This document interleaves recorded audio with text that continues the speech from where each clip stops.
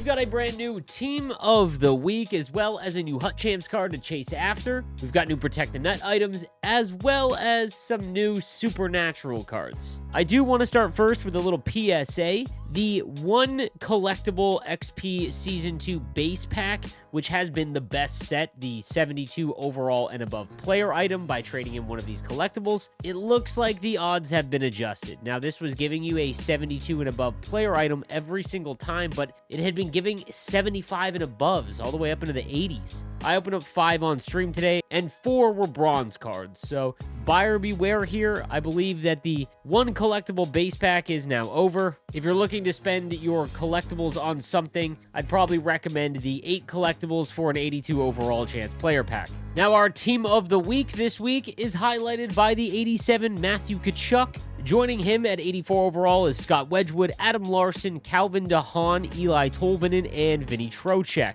Gotta be honest, little mini rant here. These are the only player items really in the game breakers that happen a couple times a month that are reflective of real life performances. Gotta be honest, went back and did the math over the last calendar week in terms of their performance, and I don't understand them. For example, Calvin DeHaan was like the 9th highest scoring defenseman, and Scott Wedgwood, while had a pretty impressive debut coming in and saving the Avalanche against the Sabres, was like the 10th most effective goaltender. Don't understand it. Feels like it is set it and forget it on Monday, but nothing's going to change. So that being said, Matthew Tkachuk is actually kind of usable. Normally, Matthew Tkachuk cards until they get to 99 are absolutely awful because his skating is in the toilet, but at 88 speed and excel, 89 agility, and 89 balance, he's actually pretty usable. His shot is in the high 80s, as is his hand stats and body checking. He does get checking boost and power forward, which are pretty tough to activate, and he has unstoppable force. If you were looking for a Matthew Tkachuk card, this one isn't terrible. Vinny Trocheck is also a pretty usable 84 overall player item, especially if you're a Rangers fan. He's got two-way forward, which gets his face-off rating up to 87 overall, and he's got 87 speed as well as 87 endurance with two-way forward activated. Only 84 acceleration and 86 agility, but still, again, it can be usable, and Silver Close Quarters has proven to be somewhat half-decent this year. Adam Larson at 6'3", 209 comes with defensive defenseman, which is one of the better synergies in the game. Gets his body checking up to 89 as well as his defensive awareness to stick checking. His skating, though, is pretty rough at 85 speed, 84 excel, and 85 agility. His slapshot accuracy is brutal, as is his deking, and his passing is down to 83. He does have silver shutdown, though, so again, I think that this might be a halfway usable card for anyone that is just starting out. Scott Wedgwood is not a goaltender I would recommend using. This is purely a theme team item at 6'2". Does have 84 speed, but there are just so many better options. Calvin DeHaan, interesting enough, has 88 speed, as well as some decent defensive attributes with defensive defenseman activated. Gets up to 88 defensive awareness and 87 body checking. So again, like I said, this is actually a pretty usable card for anyone that is looking for a left-handed defenseman. And lastly, the 84 Eli Tolvanen with sniper forward and make it snappy. Again, for an 84 overall, this isn't awful. High 80s, low 90s shooting. However, his speed at 85 and acceleration at 84 is pretty brutal. Regardless, there are just so many better options. Now, our Hut Champs player item did go up in overall. 10 wins will net you the 87 Pat LaFontaine. Top 100 will give you the 88 version. Not gonna be honest, earning an 87 overall card in this landscape of progression by getting 10 wins in Hut Champs is pretty good, regardless, just based on the overall. He's got 90 speed and 91 excel with 92 agility, so he's a very good skater. His shot is over 90, and sniper forward makes him one of the better shooters in the game. Deking's at 90, so is his offensive awareness, and he's got 89 faceoffs. He is only 5'10", 182, but he's got decent balance at 89. Gold Make It Snappy is a okay ability in NHL 25, nothing that you need to activate. But again, there's been so many right-handed forwards that it's just really hard to put him in the lineup when the other cards you've invested a lot in more than likely. However, he is definitely usable and gives you lineup flexibility with the 89 faceoffs. His 88 overall is a little bit better, obviously, just basically +1 across the board. I still think that the top 100 player item should get a free zone ability. Again, getting top 100 and only getting a +1 item, in my opinion, is not enough. Top 100 is the hardest thing to do in the game. It should be a free zone ability, but again, that's an argument for another day.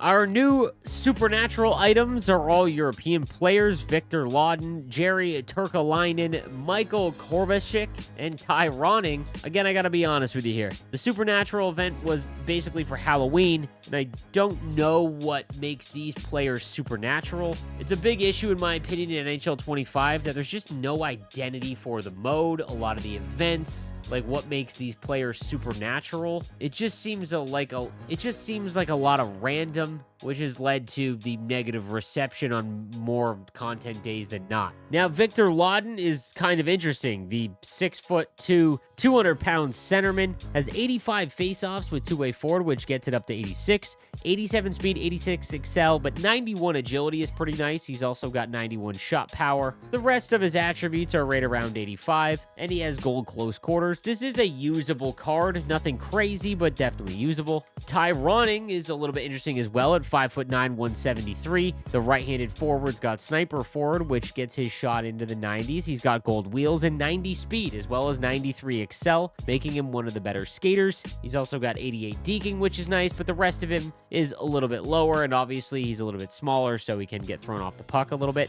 Jerry Turkalainen at 5'7", 159. The right-handed center's got playmaking forward and gold elite edges to go with 97 agility. I mention this all the time that there's some junior cards or European player items that start out as silvers, and when they get jacked up in overall, there's some stats that just go way up because they don't go in and actually edit each attribute. They're just adding 10 or however much to the overall base card. So his agility at 97 makes him kind of interesting, as well as his shot power up at 93. He's probably going to go for what the base 85 overall cost is. Even though he's 5'7", I know he will get thrown off the puck rather easily. He's going to be kind of shifty with that agility and elite edges, so he might be fun to give him a try. Lastly, from this bunch, Michael Kovacic, 6', 176 with two-way forward and gold unstoppable force. He does have 97 agility as well and is a little bit bigger.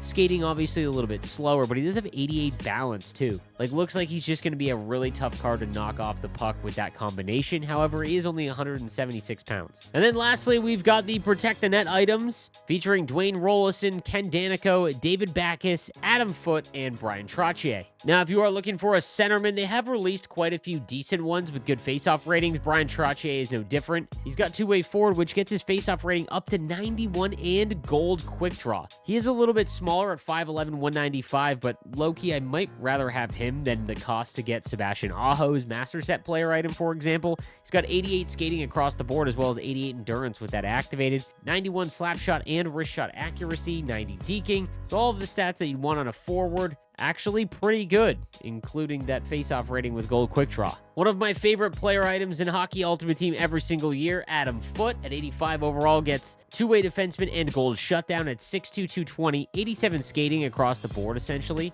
85 body checking, 92 defensive awareness, and 90 stick checking. Not the best Adam Foote card, but gold shutdown on him makes him that much more effective. So again, could be a nice right-handed defenseman for you.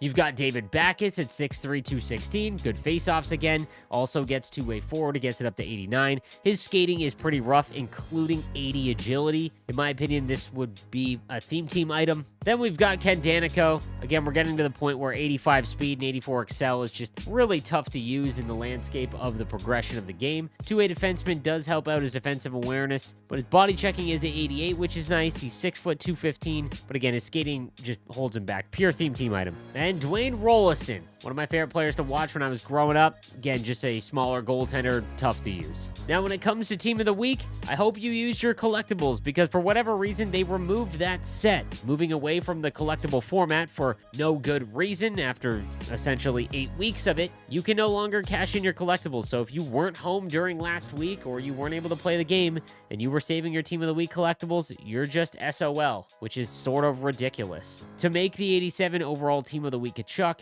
you'll need to trade in 584 overall Team of the Week player items, which is obviously quite expensive. If you want to make some Team of the Week items, you can trade in 480 and above items, which you would then turn into 82 and 83 overalls. And then finally, you can turn 82 and above items to 84s. Don't really understand why they wanted to go this route. The collectible route made sense. Now it just seems more convoluted. But hey, I don't make the content. We've got some objectives that you can complete. So if you do have a bunch of Team of the Week player items that you saved just to get objectives done, that will net you an 82 overall Team of the Week choice pack. So it really doesn't even give you a crazy good value. And you have to complete 25 games of rival squad battles or champs. Again, if you had 5 in your lineup, it would only take you 5, but nonetheless, you still need to get that done. You can also do the Team of the Week moments, which will net you another 82 to 83 overall for free from the Team of the Week pack. I gotta be honest with you though, I would rather just trade all 5 of these in for a hologram or working towards a captain as far as the X factors go. It's probably a better way to go about it. The biggest letdown for me, however, is the fact that it looks like the PWHL weekly moments, what they called it going into today, has now just become the PWHL moments, and they are not going to be redone every single week. These were actually pretty decent packs because they gave you multiple PWHL player base items, which were all silvers. So that unfortunately looks like it's one and done, which is a pretty big letdown when it came to the set fodder that you can make with it. Now, when it comes to Team of the Week and X Factors, when are we getting our next iteration of them? I gotta be honest with you, I have a feeling that it will come right after Christmas or right before, simply because they know they get an influx of players, the Christmas noobs that we call them, and it would make sense for them to open up the game and get to start along fresh, essentially, chasing after a card that everyone is going to go after. You know, obviously, we've been building our teams since launch, but I could see them doing a full new set with the new drop of the game when an influx of players comes in. So I expect maybe next week, but more than likely the following. Who knows? That being said, hopefully Friday gives us some banger Master Set items. The new Frozen Face-Off or Frozen 4. I don't know what they're calling it. I have no idea what the event could be, but that's coming Friday. We'll see you then.